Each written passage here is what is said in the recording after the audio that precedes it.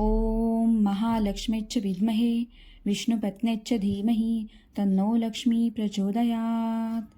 नमस्कार. सर्वप्रथम सर्वांना नवीन वर्षाच्या खूप खूप शुभेच्छा.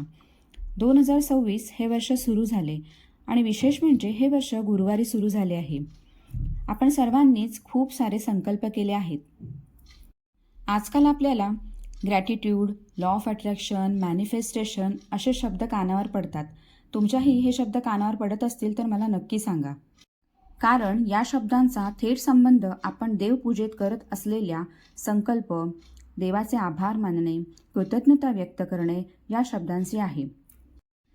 म्हणजेच आपली एखादी इच्छा पूर्ण व्हावी याकरता सुद्धा आपण देवासमोर हात जोडून उभे राहतो आणि तीच इच्छा पूर्ण झाली तरीही आपण देवाचे आभार मानण्यासाठी देवासमोर हात जोडून उभे राहतो. थोडक्यात काय तर आपण आपल्या देवतेचे आभार मानणे गरजेचे असतेच. म्हणजे मग काही मागायची गरजच नसते. कारण देव आपल्यासाठी जे योग्य आहे ते देणारच हा माझा विश्वास. चला तर मग नवीन संकल्प घेऊ. 31 तारखेला खूप छान एन्जॉय करून झालं. 1 तारखेला थोडा आराम आणि रोजची कामं तसंच सर्वांना नववर्षाच्या शुभेच्छा देऊनही झाल्या. आता 2 तारखेला विशेष संकल्प करूया. कारण वर्षातली पहिली पौर्णिमा येते जी 2 जानेवारीला सुरू होते.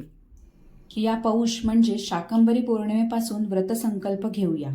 आपण 11 किंवा 21 पौर्णिमा व्रताची सुरुवात करूया. अगदी सहज सोपे असे हे व्रत आहे. या दिवशी उपवास किंवा शाकाहार करावा. आपल्या भाग्योदयासाठी हे पौर्णिमा व्रत करणे अतिशय लाभदायक आहे. या दिवशी आपल्याला सुख, समृद्धी, ऐश्वर, वैभव, आयु, आरोग्य प्राप्त व्हावं म्हणून आपण श्री हरी विष्णू आणि श्री माता लक्ष्मी या देवतांची पूजा करून सुंदररित्या त्यांना धन्यवाद देऊया.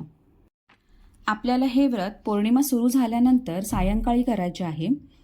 विष्णू स्वरूप श्रीकृष्ण म्हणजेच बाळकृष्ण आणि श्री माता लक्ष्मी यांना पंचामृत स्नान अर्पण करून आपल्याला सर्वप्रथम बाळकृष्णाची पूजा करून घ्यायची आहे. त्यानंतर श्रीकृष्णाच्या कोणत्याही एका मंत्राने तुलसीपत्र अर्पण करायचे आहेत. ते तुम्ही 11, 21, 51, 108 जशी तुमची इच्छा असेल त्या संख्येत तुम्ही ते अर्पण करू शकता. ओम नमो नारायणाय, ओम नमो भगवते वासुदेवाय अशा कोणत्याही मंत्राने तुलसीपत्र व्हावे. त्यानंतर धूप, दीप आणि नैवेद्य अर्पण करावे. नैवेद्यामध्ये खीर, शिरा किंवा दूध, साखर घेऊ शकता. त्यानंतर आपल्याला लक्ष्मीची पूजा करून घ्यायची आहे.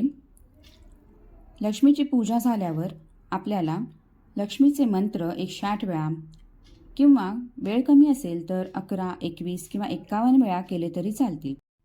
लक्ष्मी गायत्री मंत्राचा जप करावा आणि विशेष म्हणजे श्री सुक्ताचं 1, 3, 7, 9, 11 किंवा 16 वेळा पठण करायचं आहे. आणि अर्पण केलेलं नैवेद्य घरातील सर्वांनी ग्रहण करायचं आहे. या पौर्णिमेच्या रात्री चंद्राला दुधाचा किंवा खिरीचा नैवेद्य नक्की अर्पण करावा.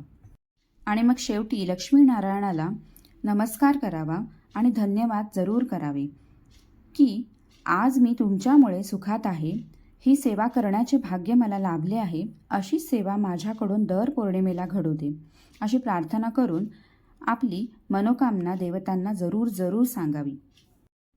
कारण आपण त्यांचे मूल आहोत आणि मुलांची योग्य इच्छा आईवडील नक्कीच पूर्ण करतात.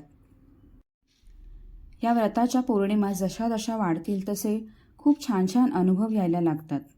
तुम्ही सर्वांनी नक्की ही पौर्णिमा व्रत करून बघा आणि तुमचे छान अनुभव मला नक्की कमेंट करून सांगा. कारण भक्तिभावाने आणि शुद्ध मनाने केलेले कोणतेही काम कधीही निष्फळ ठरत नाही. ओम महालक्ष्मीच्च विद्महे विष्णुपत्नीच्च धीमहि तन्नो लक्ष्मी प्रचोदयात.